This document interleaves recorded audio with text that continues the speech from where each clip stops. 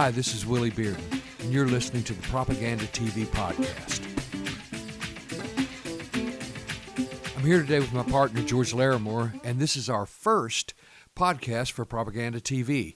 Propaganda TV is a collection of films that we've gotten from the public domain, from the Library of Congress and places, and it's all about who we are as Americans. What is Propaganda TV, George?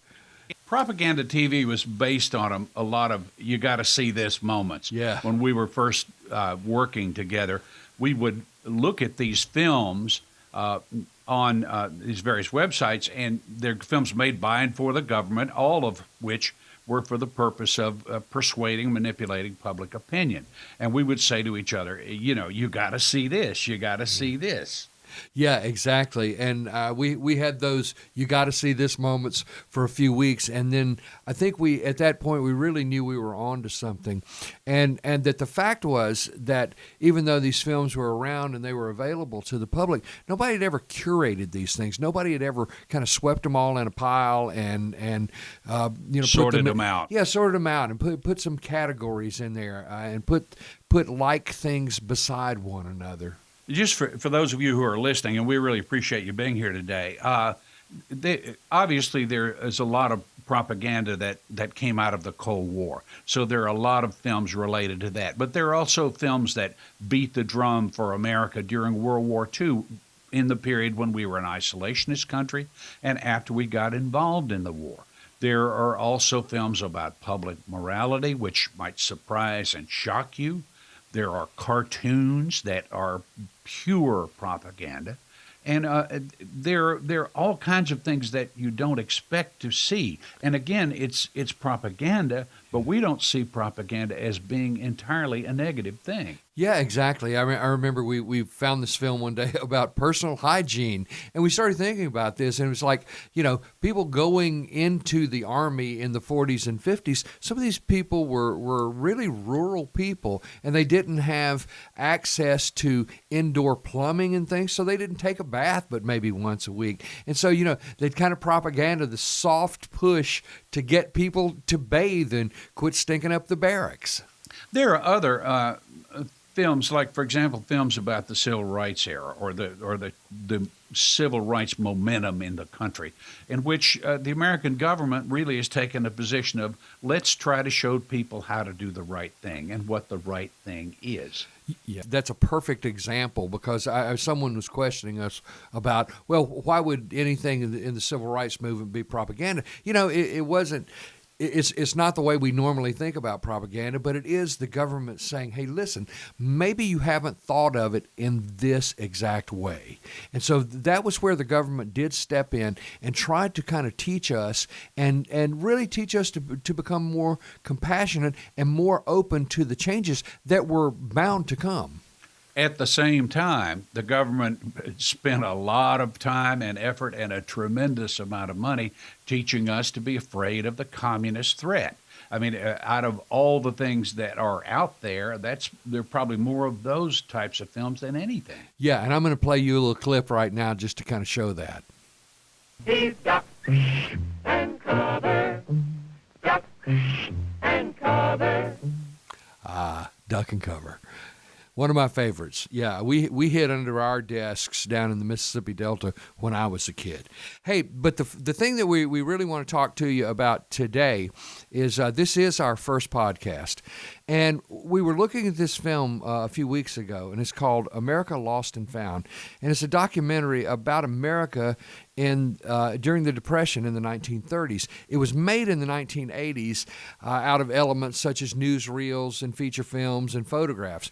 The propaganda of that time, really, things that we have lots more ways to deliver propaganda now, but back then it was just photographs and films and newsreels. Tell us something about the film, George, about the producers. Let me tell you who the people are behind America Lost and Found. The directors of the film were Thomas P. Johnson Jr. and Lance Bird. The writer was John Crowley. The editor was Kate Herson. And it's a remarkable film because it looks at the 30s using the elements of propaganda that were being used to describe life to people then, and it puts it in a current context. Now, this clip we're about to show you, it's the first clip that we've got from this film. This describes that America, the one that they're talking about. The America in which we felt at home believed that progress was permanent and full of wonders. We believed that ingenuity and know-how and optimism could triumph, even over this depression. And so, believe it or not, you've actually seen what hasn't yet happened, but someday may.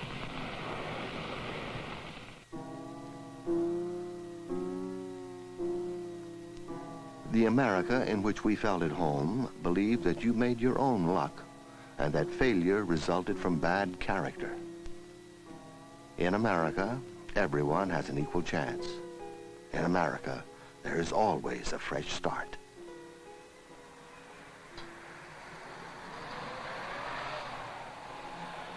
So deeply did we want to believe these things that even in the dark winter of 1932, when you could see the campfires of the unemployed on the outskirts of town like the watchfires of an invading army, it was still possible not to face what was happening to us. Most of us knew someone who had lost his home, or his job, or his business. And all of us knew the fear of terrible possibilities.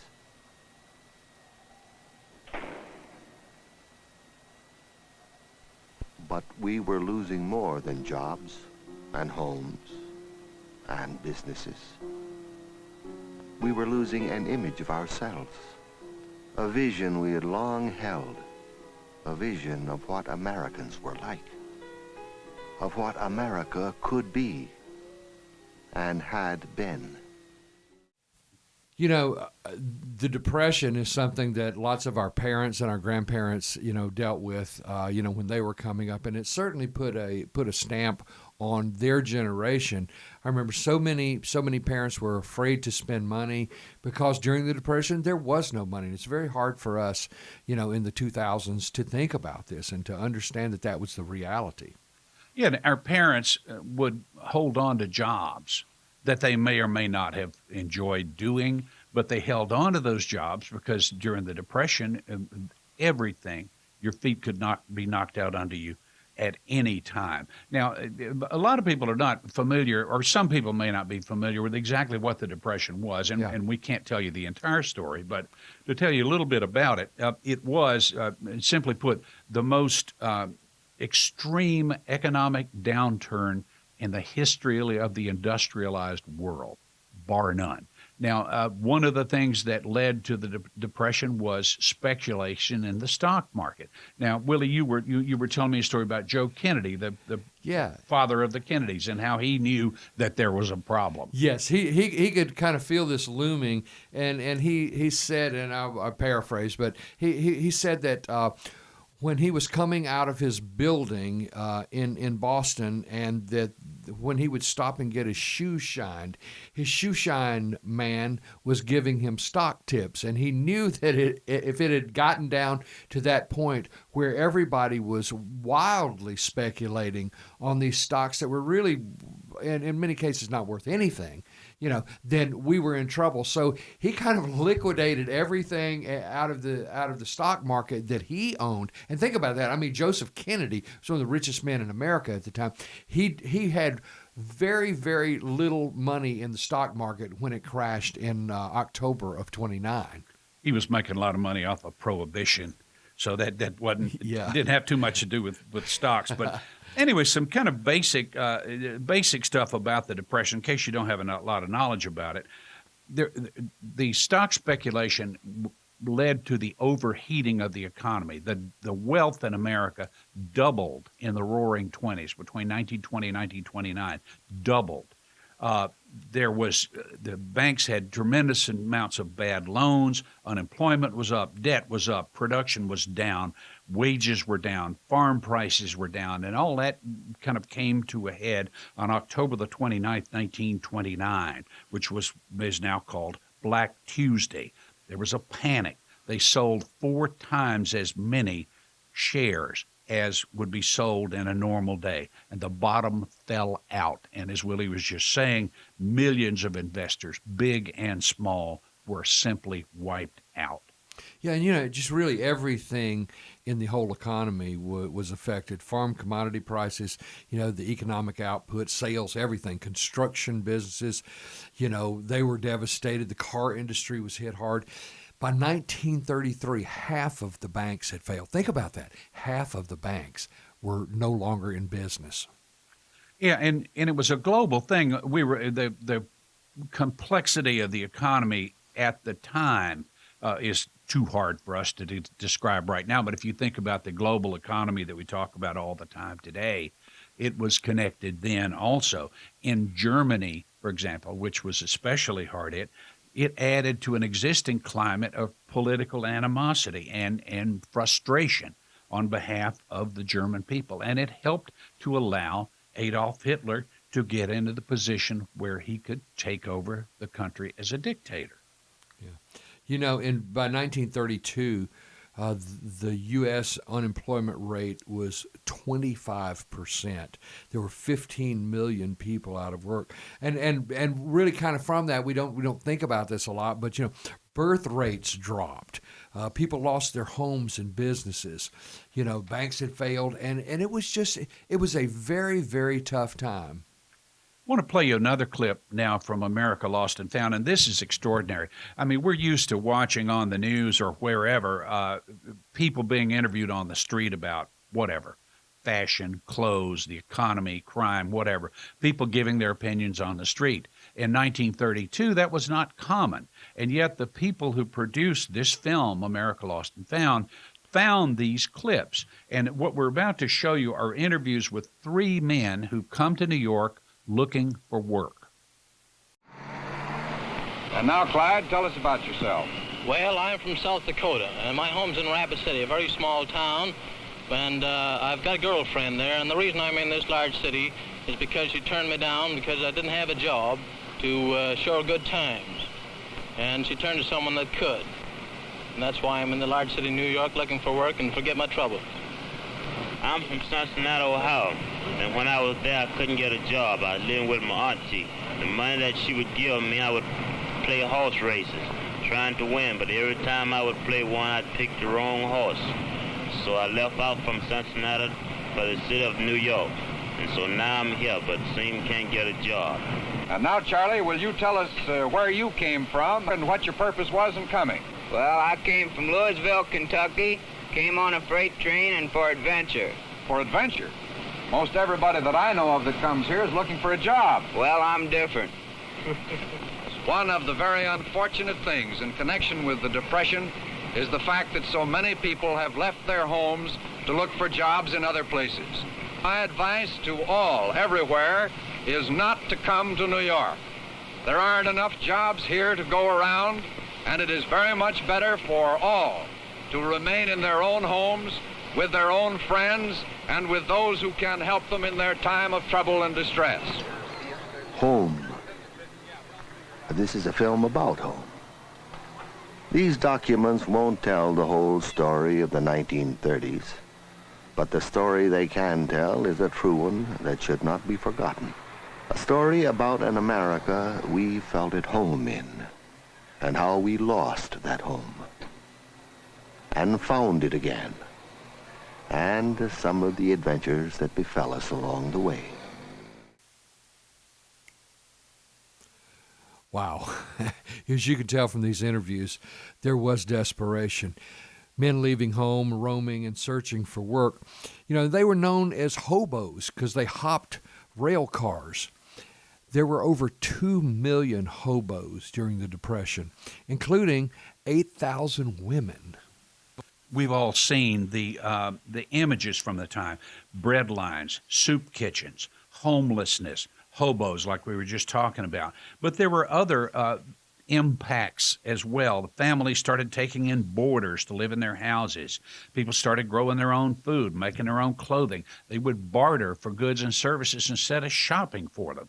The economy, by and large, had just failed. Yeah, there really was no money. I remember my mother talking about this. She said, you can't understand this, but there was no money around. And so you did have to, if you were a rural family, if you had to have the doctor to come, you gave that doctor a chicken. You gave that doctor vegetables, corn, whatever you had to trade so you could get these vital services, really.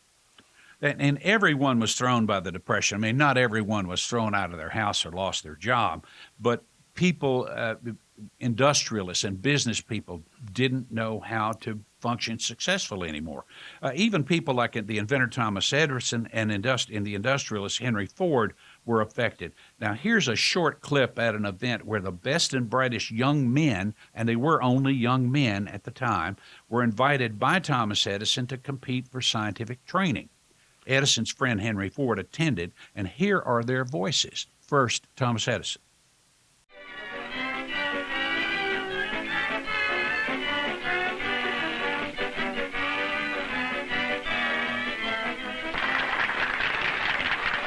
It gives me very real pleasure to welcome you 49 young men from each state in the Union of the District of Columbia.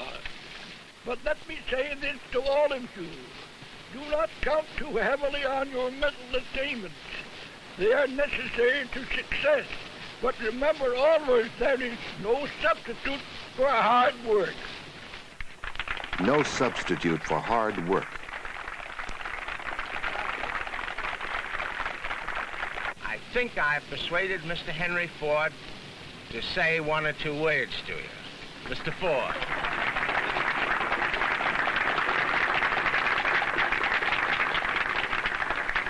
Ladies and gentlemen, and Mr. President, Mr. Edison, Mr.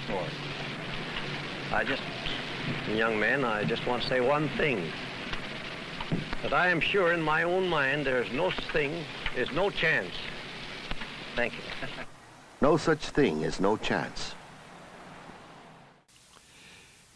Thomas Edison was often referred to as the man who invented the 20th century. And Henry Ford was the man who put America on wheels. Ford virtually created the modern industrial nation that we wound up becoming. But even they were really befuddled at how and what to do. This next clip is made by Ford's own propaganda team, tries to show that America was getting back on track, but you can tell it really wasn't working.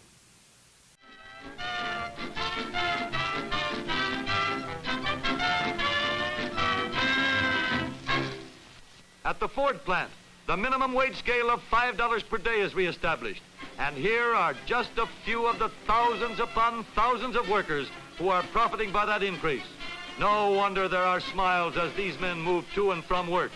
Increased pay means happier families. It provides added ability to buy things that are needed.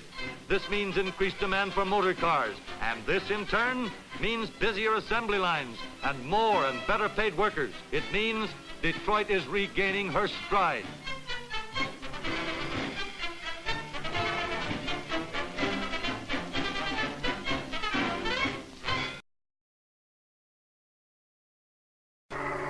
Ford's economics weren't working. The Ford Motor Company was having trouble selling its cars to people who had no money to buy them. So to get sales moving again, the Ford Company offered to buy back the thousands of Model Ts still in circulation. They were then thriftily recycled, a great and typical Henry Ford stunt.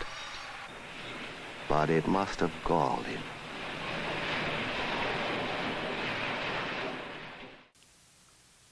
The third key figure in this film, America Lost and Found, is President Herbert Hoover, who was caught up in a disaster that was not of his making.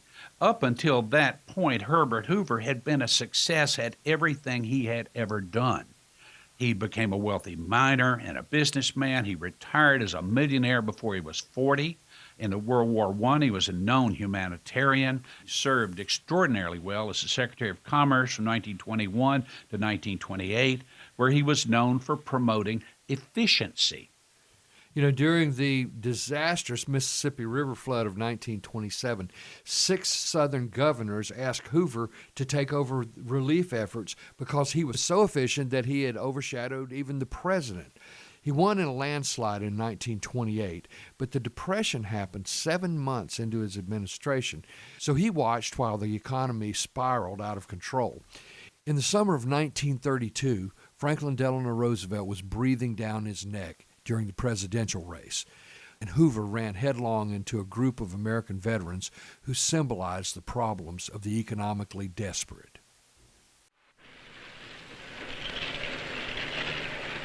In the summer of 1932, thousands of the unemployed, unable to pull themselves up by their bootstraps, came to Washington to ask for relief. They weren't revolutionaries, but veterans of the First World War. They were orderly. Many had brought their wives and children. They were asking only that their bonus for war services, which was due to be paid to them in 1945, be paid now, when they needed it. They were asking to be noticed, to be seen. I never saw such discipline. I never saw such fine Americanism as is exhibited by you people. You have just as much right to have a lobby here as any steel corporation. Yeah. Listen, don't make any mistake about it. You've got the sympathy of the American people. Now, don't you lose it. Yeah. That summer, Herbert Hoover, in a campaign against Franklin Roosevelt, was fighting for his political life. He had lost the sympathy of the American people. And though hardworking and well-intentioned, he had no idea how to regain it. This peculiar significance of Valley Forge in our American annals should strike us with a special force in this particular moment of our national life. The American people are going through another Valley Forge at this time. To each and every one of us, it is an hour of unusual stress and trial. You have each of you your special cause for anxiety, and so too have I. Many have lost the savings of a lifetime. Many are unemployed. All know the misgivings of doubt and the grave concern for the future. No doubt the men of the bonus army, ragged and hungry, compared themselves to the men of Valley Forge. Hoover did not see the resemblance. He wouldn't receive them. From his White House windows, he looked down and didn't know what to do. None of this should have been able to happen in the America that had elected Herbert Hoover president. Herbert Hoover was afraid the bonus army was secretly inspired by communists, so he sent in the army, commanded by Douglas MacArthur, to get them out. It was a disastrous political move. In Washington, the United States Army, with tanks and tear gas, was at last called out against the bonus army.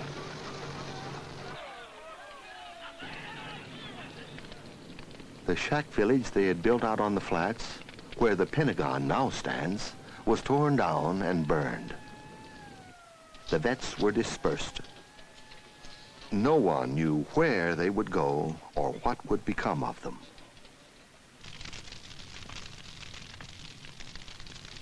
Hoover had always insisted that the bonus army had been stirred up by communists in their ranks. And the government and the great newspapers warned us about listening to un-American agitators out to take advantage of our distress.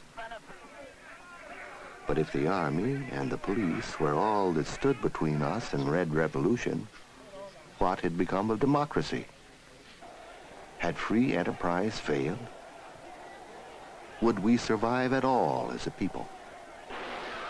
America was turning into a place we did not recognize, and we were faced with a future we could not imagine.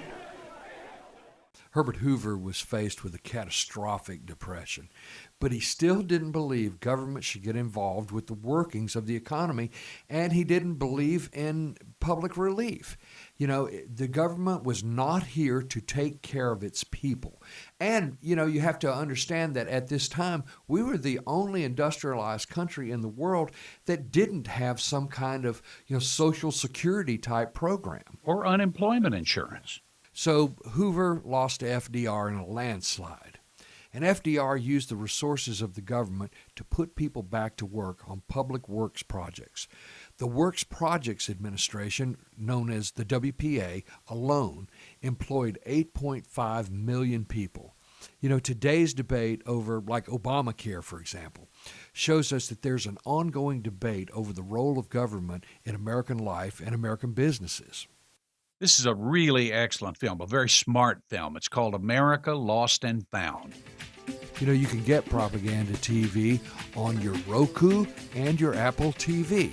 Also, you can see most of the films at propagandatv.net.